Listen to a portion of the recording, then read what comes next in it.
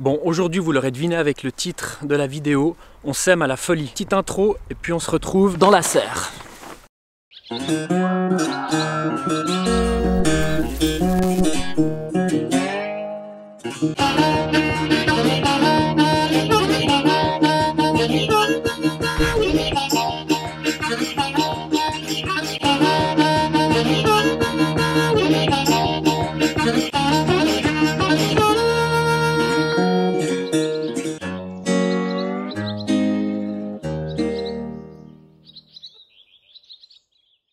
Pour ceux qui découvrent la chaîne, bienvenue sur Culture Physique. C'est une chaîne où on parle de jardin, de musculation, de domaines qui pour beaucoup s'opposent mais qui pour moi fait complètement lien et écho. On parle bien sûr dans la chaîne de plein d'autres sujets comme la permaculture, l'alimentation, l'autonomie, la résilience, la santé, la physiologie. Alors aujourd'hui on va parler des semis.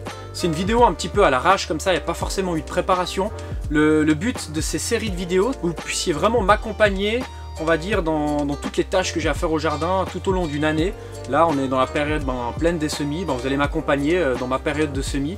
Donc il y a des vidéos comme ça, immersives, où vous allez découvrir tout ce que je fais, etc. Vous aurez d'autres séries de vidéos qui seront beaucoup plus pointues, où il y aura vraiment toute une écriture un petit peu derrière la vidéo, où je préparerai la vidéo pour vraiment avoir quelque chose de pointu, et puis certains sujets qui demandent à avoir, on va dire, plus de préparation derrière.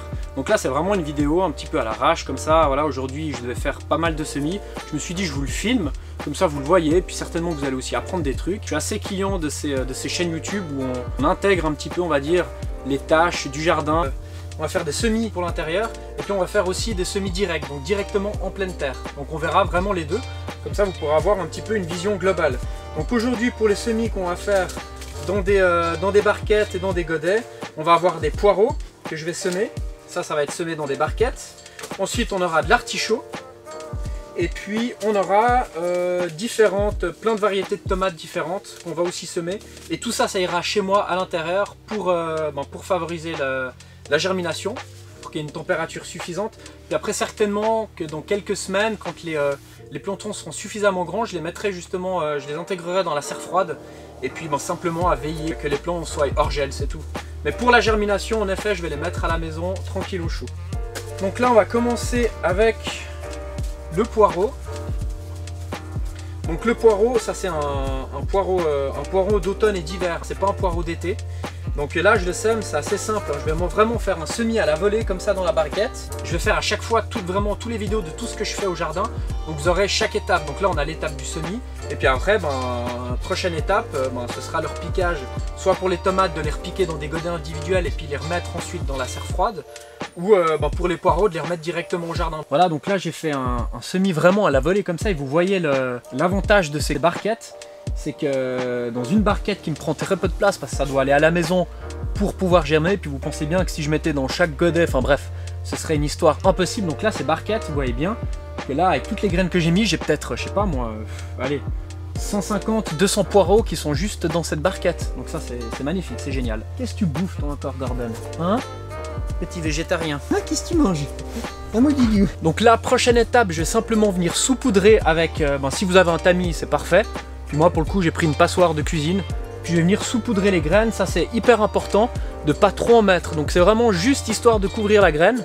Et puis comme c'est des petites graines, celles des poireaux et d'autres légumes, c'est important de mettre vraiment une fine couche. Après pour des grosses graines comme des haricots, des fèves, vous pouvez mettre bien sûr beaucoup plus de terre. Plus la graine est grosse, plus vous pouvez mettre de terre.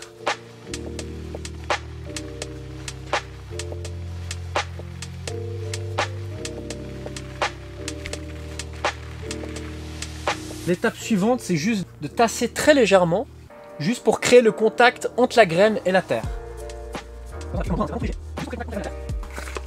Je vais venir arroser avec le pulvérisateur. Un pchit-pchit fait clairement l'affaire. Le pulvérisateur, c'est simplement pour pas faire à l'arrosoir. Avec des petites graines comme ça, vous risquerez de déplacer les graines et puis c'est un peu le chenille. Donc le pulvérisateur ou un pchit-pchit feront complètement le travail. Donc vous voyez qu'en 5 minutes, franchement, 10 minutes grand max, le temps de préparer un petit peu toute la petite logistique. J'ai mes 200 poireaux qui sont faits et puis j'ai 200 poireaux que je vais pouvoir bouffer et puis donner à ma famille, donner à des amis. Donc vous voyez, il n'y a rien de sorcier. Donc vous voyez, c'est aussi ça d'avoir un chien. J'ai acheté un thermomètre hier, et ben voilà. Je l'ai depuis hier, Gordon. Hein. Maintenant, on va passer aux tomates. Donc là, ça va être le même principe. Vous voyez, j'ai pris une barquette aussi. Parce que comme ça va aller à l'intérieur, ben, j'ai très peu de place. Donc là, le but, c'est de gagner de la place. Et puis dans cette barquette, je vais pouvoir semer, là, pareil, je pense une centaine de tomates. Donc après, bien sûr, tout dépend de la taille de votre jardin. Moi, j'ai la chance d'avoir un grand terrain, donc je peux en mettre beaucoup. Mais pour certains, peut-être 10 godets suffiront parce qu'ils pourront mettre 10 plants de tomates. Donc là, il y a de la tomate Golden Jubil, il y a de la Black Zebra, il y a de la tomate Matina, Carmel, Babouchka. En plus, j'aime bien ça me fait marrer. Je sais pas pourquoi ça me fait triper ce prénom, Babouchka. La Green Zebra, et puis voilà, ça c'est des tomates. Pour la plupart, c'est des tomates que j'avais encore, qui me restent de l'année passée. Et puis ben, je vais les finir quoi. Donc voilà, c'est parti. Là, je vais pas faire un semis à la volée. Hein. Je vais quand même faire un semis assez régulier pour qu'ensuite, quand je les repiquerai dans des godins individuels, ce soit plus simple. Donc là, je vais faire des semis en ligne. Et puis, je vais simplement les mettre graine par graine.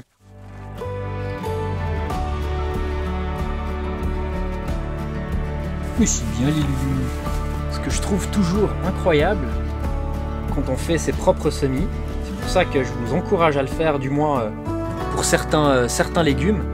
Ce qui moi me fascine, c'est qu'avec une si petite graine, comme ça, de tomates, et ben une graine, par exemple celle-ci là, celle-ci, elle va me donner des dizaines de tomates. Si c'est pas un truc de fou, c'est juste merveilleux. Un plant de tomate qui fera peut-être 1,50 m de haut, et puis qui va me nourrir en abondance. Mettez plusieurs variétés de tomates dans le sens parce que c'est cool d'avoir des couleurs et des goûts différents, mais aussi parce que vous avez des tomates qui sont tardives et des tomates qui sont précoces. Puis vous avez aussi l'intermédiaire entre les deux.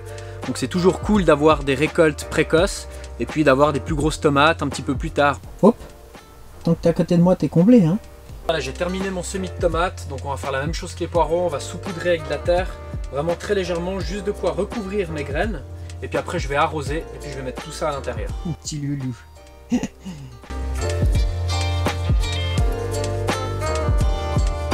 Le dernier semis que je vais faire aujourd'hui, c'est le semis d'artichaut. Le semis d'artichaut, je vais mettre, comme c'est des grosses graines, et puis que j'en ai pas besoin de beaucoup, je vais en mettre une graine par godet. En sachant que l'artichaut, c'est intéressant de l'avoir au jardin, c'est une plante vivace, donc elle va rester au jardin pendant 4-5 ans. On va mettre 15 au jardin. C'est que moi j'ai des campagnols au jardin, des petits soucis de campagnols. C'est des petits rongeurs qui font énormément de galeries sur le terrain et puis ils adorent l'artichaut. Donc du coup j'en sème 15 parce que l'artichaut il lui faut environ une année pour faire ensuite du fruit. Je pense peut-être que j'aurai la moitié qui va soit se faire bouffer par les limaces, soit par les campagnols, soit qui va pas réussir à faire une année complète. Pour être sûr d'avoir au moins quelques artichauts, je vais en semer 15.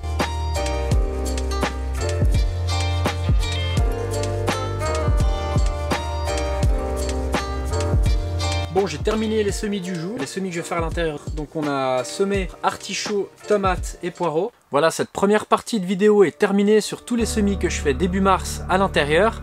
Une deuxième partie suivra, je voulais faire d'abord en toute une vidéo, mais ça risquerait d'être un petit peu trop long. Donc pour rendre le sujet un petit peu plus digeste, je le fais en deux parties, comme ça vous avez une première partie sur tous les semis que je fais à l'intérieur début mars, et puis une deuxième partie qui sera vraiment concentrée sur tous les semis que je fais directement en pleine terre. Comme je vous ai dit, il y aura d'autres vidéos de ce même format. Vous allez vraiment me suivre dans toutes les tâches que j'ai à faire tout au long de l'année pour chaque saison, et puis de savoir comment je les fais. J'ai pas la prétention d'avoir les meilleures méthodes de faire. Je pense qu'il y a autant de méthodes qu'il y a de jardiniers, donc là le but c'est juste de voir comment je fais moi, et puis si ça peut vous inspirer, ben c'est cool.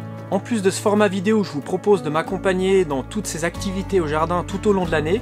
Il y aura aussi l'objet de vidéo, des nouveaux projets que je vais installer sur le terrain, typiquement de mettre en place une ruche, pour pouvoir avoir un petit peu de miel, pouvoir comprendre comment ça fonctionne aussi l'apiculture, puis optimiser aussi la pollinisation pour une meilleure production de légumes. J'aimerais aussi m'aventurer dans la production de champignons. Donc vous voyez, c'est tous des nouveaux projets comme ça un petit peu fous. Ça me tient vraiment à cœur depuis que vous suiviez vraiment l'aventure en même temps que moi. Merci en tout cas d'avoir suivi cette vidéo, j'espère qu'elle vous aura plu. Merci pour votre soutien qui est déjà bien présent sur les réseaux sociaux, ça fait vraiment plaisir. Et puis vous serez de toute façon tenus aux nouvelles des projets qui sont déjà en cours chez deux personnes, conception de bac sur mesure qu'on a avec Axel. Donc il me tarde vraiment de pouvoir vous donner un petit peu plus de nouvelles. Et n'oubliez pas, montrer l'exemple n'est pas la meilleure façon de convaincre, c'est la seule. Salut!